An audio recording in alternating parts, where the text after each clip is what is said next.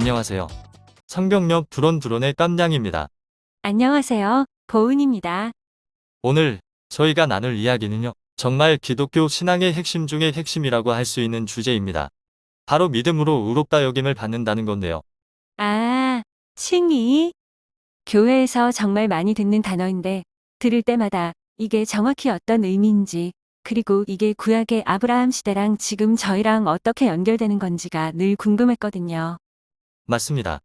언뜻 들으면 믿는다는 공통점 때문에 비슷해 보이지만 그 안을 자세히 들여다보면 흥미로운 차이점도 있고 또 동시에 놀라운 연속성도 있거든요. 오늘 이 부분을 성경 말씀을 토대로 그리고 신학적인 관점도 살짝 덧붙여서 깊이 있게 두런두런 이야기 나눠보려고 합니다.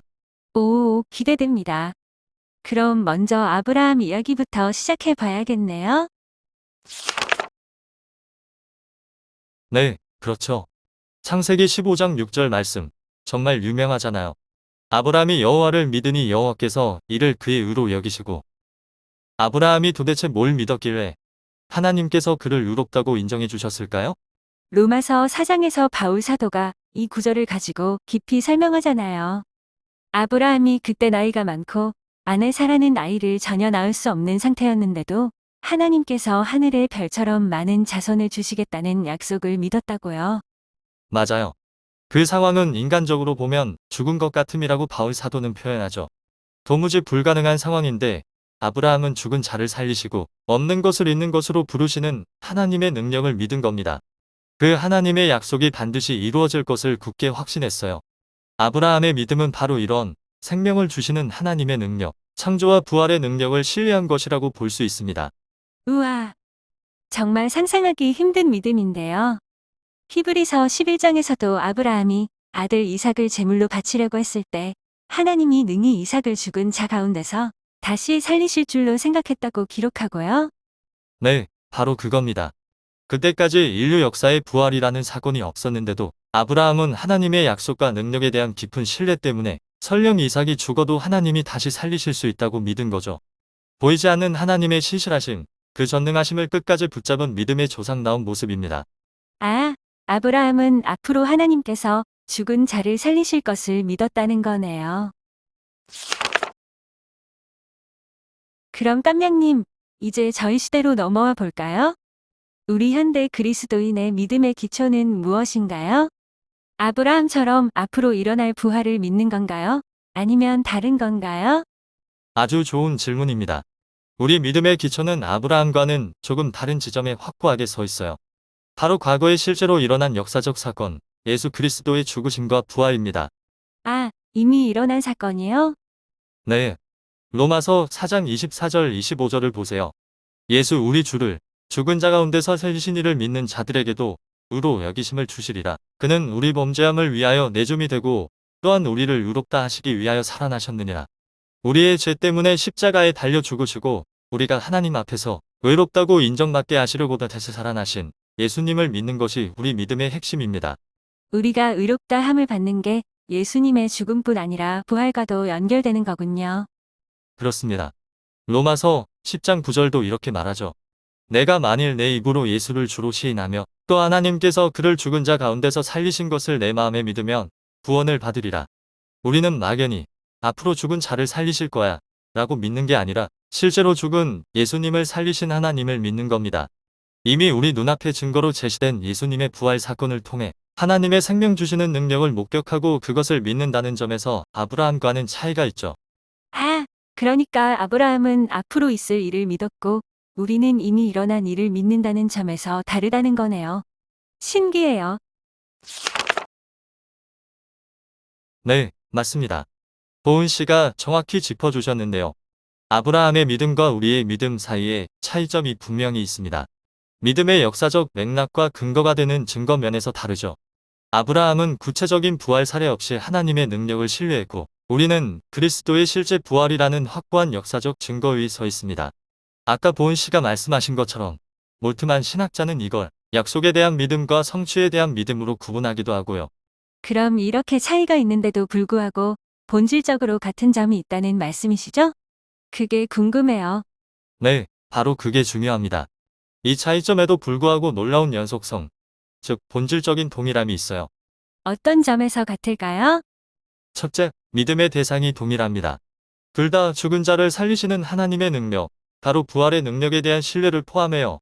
믿는 분은 같은 하나님이라는 거죠. 시대를 초월하여 하나님께서 생명의 주관자 되심을 믿는 겁니다. 오, 맞네요. 하나님은 변치 않으시니까요. 둘째, 믿음의 메커니즘입니다. 둘 다 하나님의 언약적 신실하심에 전적으로 의존하는 믿음이에요.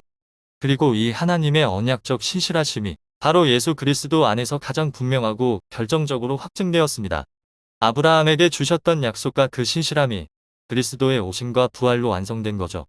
우리는 바로 이 그리스도 안에서 성취된 하나님의 신실하심을 믿고 의지하는 겁니다.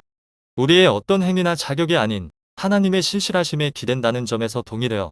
아하, 그러니까 믿음의 근본적인 성격, 즉 하나님께 전적으로 기대고 의지한다는 점에서는 같다는 거군요. 저희의 노력이나 공로가 아니라요. 그렇습니다. 그리고 셋째, 가장 중요한 것, 그 믿음의 결과가 동일합니다. 하나님께서 그 믿음을 보시고 은혜로 우리를 의롭다고 인정해 주시는 것, 그것이 바로 칭의입니다. 결국 아브라함도 믿음으로 의롭다 함을 받았고 지금 우리도 믿음으로 의롭다 함을 받는다는 거네요. 네, 바울 사도가 로마서 4장 23절 24절에서 바로 이 연속성을 강력하게 말해요. 아브라함 이야기가 그냥 옛날 이야기가 아니라 예수 우리 주를 죽은 자 가운데서 살리신 이를 믿는 자인 우리도 의롭다 여김을 받게 하시기 위해 기록되었다고요. 아브라함의 믿음이나 우리의 믿음이나 하나님께서 그 믿음을 보시고 너는 내 앞에서 의롭다 라고 선언해 주시는 방식은 본질적으로 동일하다는 겁니다. 와, 아브라함의 믿음이 저의 믿음이랑 이렇게 깊이 연결되어 있다는 게 신기하면서도 감격스럽습니다. 그렇다면 이런 아브라함과 우리의 믿음 비교가 우리 신앙생활에 어떤 의미를 줄까요? 몇 가지 중요한 의미가 있습니다. 먼저 하나님의 구원 계획이 얼마나 일관적인가를 보여줍니다. 아브라함 시대나 지금이나 하나님은 자신의 능력과 신실하심을 믿는 자를 의롭다고 여겨주시는 방식은 변치 않으셨어요. 톰 라이트 같은 신학자들은 이것을 하나님의 언약적 신실함이 아브라함부터 그리스도까지 어떻게 이어지는지로 설명하기도 합니다. 아, 그리고 갈라디아서 3장에서도 바울이 아브라함 이야기를 가지고 오면서 믿음으로 의롭다 함을 받는 이복이 유대인뿐 아니라 예수님을 믿는 모든 이방인에게까지 흘러간다고 말하잖아요. 이건 정말 하나님의 일관성과 구원의 보편성을 동시에 보여주는 것 같아요. 누구든 믿기만 하면 의롭게 된다는 희망의 메시지고요. 아주 정확한 해석입니다. 그리고 두 번째 의미는 점진적인 계시라는 관점이에요. 하나님은 구원 계획을 한 번에 다 보여주신 게 아니라 아브라함을 통해 그 씨앗을 뿌리시고 오랫동안 점진적으로 계시하시다가 마침내 예수 그리스도 안에서 가장 분명하고 완전하게 드러내셨죠.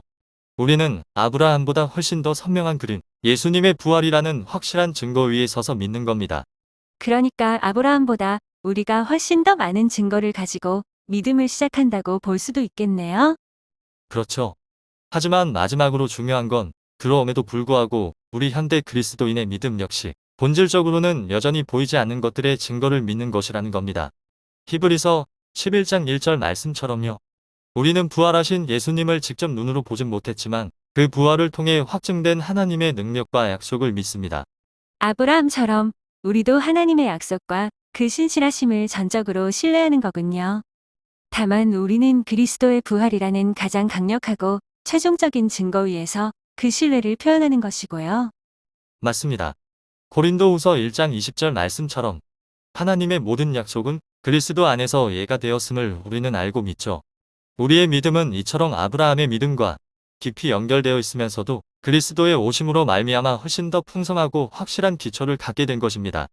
의롭다 하심의 은혜는 아브라함과 우리 모두에게 동일하게 믿음을 통해 주어지는 하나님의 선물입니다. 오늘 아브라함의 믿음과 저의 믿음을 두런두런 비교해보니 믿음으로 의롭다 함을 받는다는 것이 얼마나 시대를 초월하는 놀라운 은혜인지 새삼 깨닫게 됩니다. 네, 결국 아브라함도 우리도 죽은 자를 살리시는 하나님의 능력과 그 신실하신 약속에 대한 전적인 신뢰를 통해 하나님 앞에서 의롭다고 인정받았습니다. 믿음의 대상은 동일하시고 그 결과도 동일하죠. 역사적 맥락은 달라도 의롭다 하심의 문은 오직 믿음을 통해서만 열린다는 사실은 변치 않는 진리입니다. 오늘 저희 성경역 두런두런과 함께 아브라함과 우리의 믿음 여정을 두런두런 따라와 주신 모든 분들께 감사드립니다. 죽은 자를 살리신 하나님, 지금도 살아계셔서 우리를 의롭다 하시고 약속을 지키시는 하나님을 향한 믿음 안에 굳게 서시는 하루하루 되시기를 바랍니다. 저희 성경역 두런두런은 다음 시간에도 여러분과 함께 성경 속 흥미로운 이야기를 두런두런 나누겠습니다. 안녕히 계세요.